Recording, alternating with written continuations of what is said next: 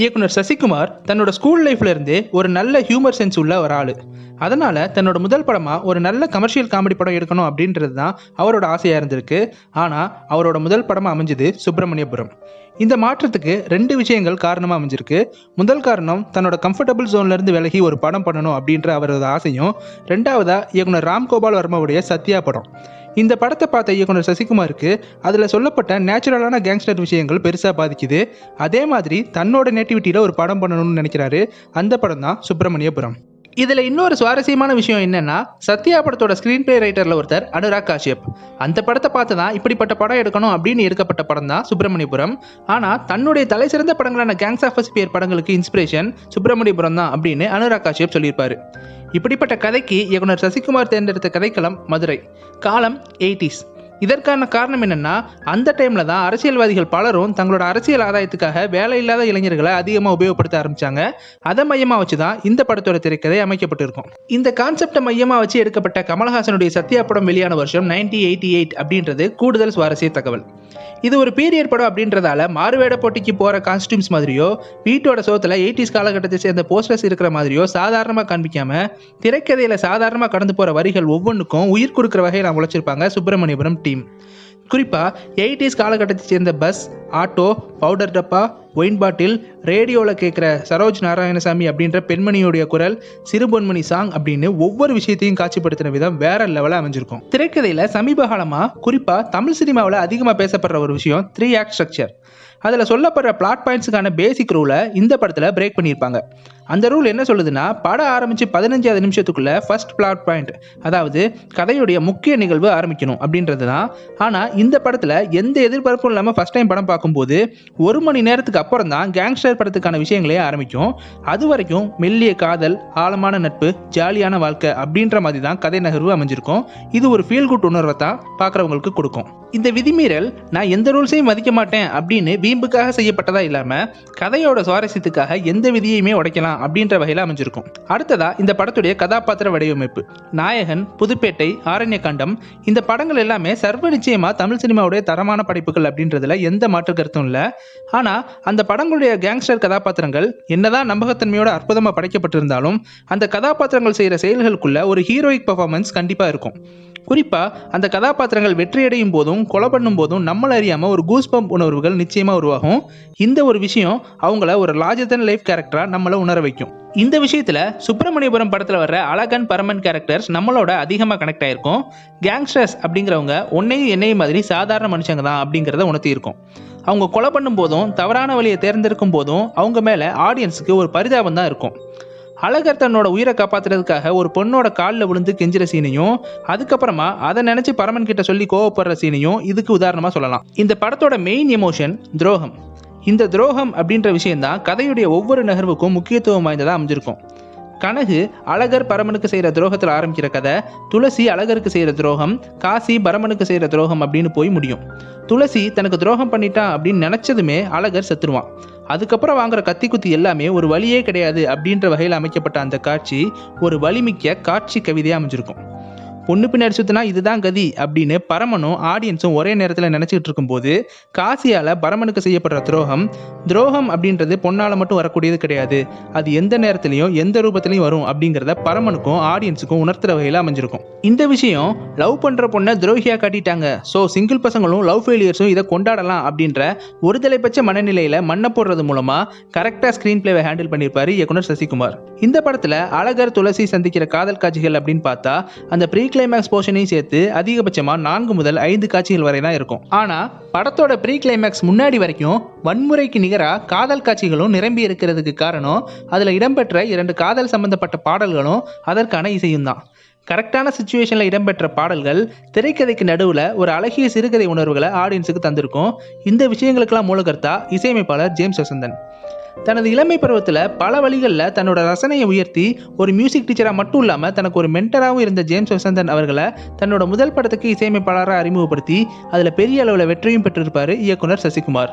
அழகர், துளசி காதல் ஒரு புறமாக போயிட்டு இருக்க, அதுக்கு பேரலெல்லாம் ஈஸியாக கண்டுபிடிக்க முடியாத வகையில் ஜூனியர் ஆர்டிஸ்ட் பேர் ஒருத்தவங்களோட காதல் பற்றியும் காட்சிகள் அமைக்கப்பட்டிருக்கிறது இயக்குனரோட மெனக்கடலை நமக்கு உணர்த்தியிருக்கும். படத்தோட ட்ரெய்லர் கட்டில் பரமன் துளசியை கத்தியை வச்சுக்கிட்டு துரத்துற மாதிரியான ஒரு காட்சி இடம்பெற்றிருக்கும்.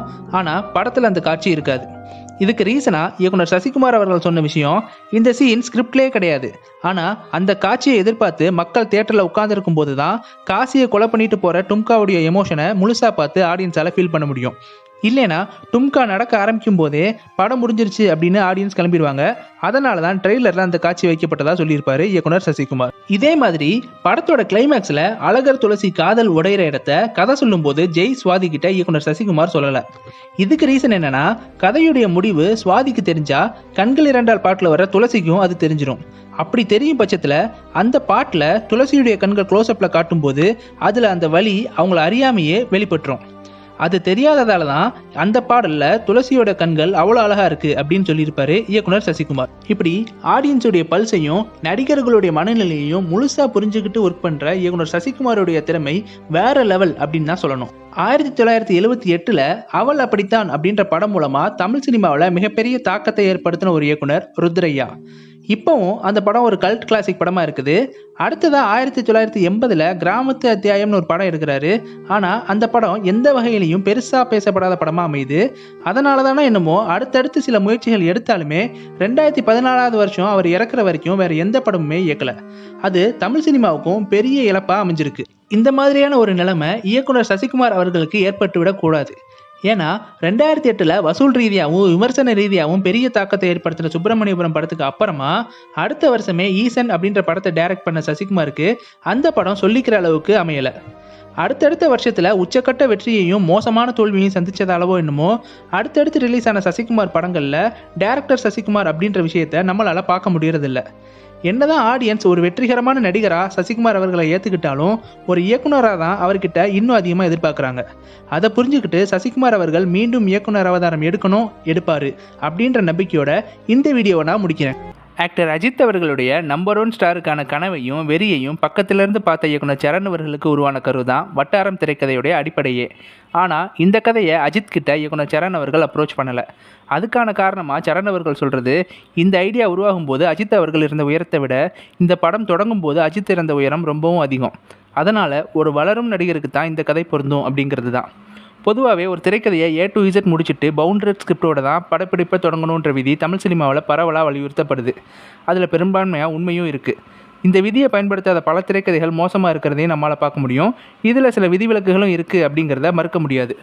அப்படிப்பட்ட சில விதிவிலக்குகளில் ஒன்று தான் வட்டாரம் திரைக்கதையும். அதில் ஒரு சில நிகழ்வுகளை இப்போ பார்க்கலாம். முதல் நிகழ்வு, இந்த படத்துக்கு இயக்குனர் மட்டும் இல்லாமல் ப்ரொடியூசரும் சரண் தான். ஒரு நாள் தன்னுடைய ஷூட்டிங் செலவுக்கான அக்கௌண்ட்ஸ் அவர் செக் பண்ணும்போது ஹோட்டல் பில் அமௌண்ட்டில் நடிகர் ஆர்யாவுடைய பில் அமௌண்ட் ரொம்பவும் அதிகமாக இருக்கிறத கவனிக்கிறாரு. இந்த விஷயம் படத்தில் ஒரு அங்கமாக இருந்தால் நல்லா இருக்குமேனு தோண பர்மா கேரக்டர் அளப்பரிய பசி கொண்டவர்னு மாற்றப்பட்ட அந்த திரைக்கதை எலமெண்ட் திரைக்கதைக்கு கூடுதல் சுவாரஸ்யத்தை கொடுத்ததோட மட்டும் இல்லாமல் மேஜர் ரோலும் ப்ளே பண்ணியிருக்கோம். இரண்டாவது நிகழ்வு, படத்தில் வேற ஒரு சீனுக்காக வாங்கப்பட்ட ஃபுட் மெட்டீரியல்ஸ் அந்த சீன் அப்போ எடுக்க முடியாத சூழல் உருவானதால் வேஸ்ட்டாக போகிற சூழல் உருவாகுது. ஸோ அந்த சாப்பாடை வேஸ்ட் பண்ணக்கூடாது அப்படின்ற காரணத்துக்காக இயக்குனர் சரண் அவர்கள் ஒரு சீனை உருவாக்குறாரு. அந்த சீன், அதாவது திரைக்கதையிலே முதல்ல இல்லாத அந்த சீன் படத்தில் ஒன் ஆஃப் த பெஸ்ட் சீன்ஸில் ஒன்றாகவும் ஏகப்பட்ட டீட்டெயில்ஸ் உள்ள சீனாகவும் அமையுது. இந்த சீன் வீரவேல் பர்மாவுக்கு நாய் தட்டில் சாப்பாடு வைக்கிற சீன். அந்த சீனில் குருபாதம் உட்பட எல்லாரும் சாப்பிட்டுட்டு இருக்கும்போது சங்கீதா பர்மா மேலே உள்ள லவ்வால் இன்டைரக்டாக சாப்பிட வர பர்மாவுக்கு வீரவேல் நாய்க்கு வைக்கிற தட்டை வச்சு அவமானப்படுத்த அதை பொருட்படுத்தாத பர்மா அதே தட்டில் சாப்பிட்றாரு. இங்கேயும் பர்மாவுடைய பசி கான்செப்ட் அற்புதமாக கையாளப்பட்டிருக்கும். ஆனால் இதுக்கான ஒரு சின்ன ரிவெஞ்ச் டயலாக் ப்ரீ கிளைமேக்ஸில் அட்டகாசமாக எழுதப்பட்டிருக்கும்.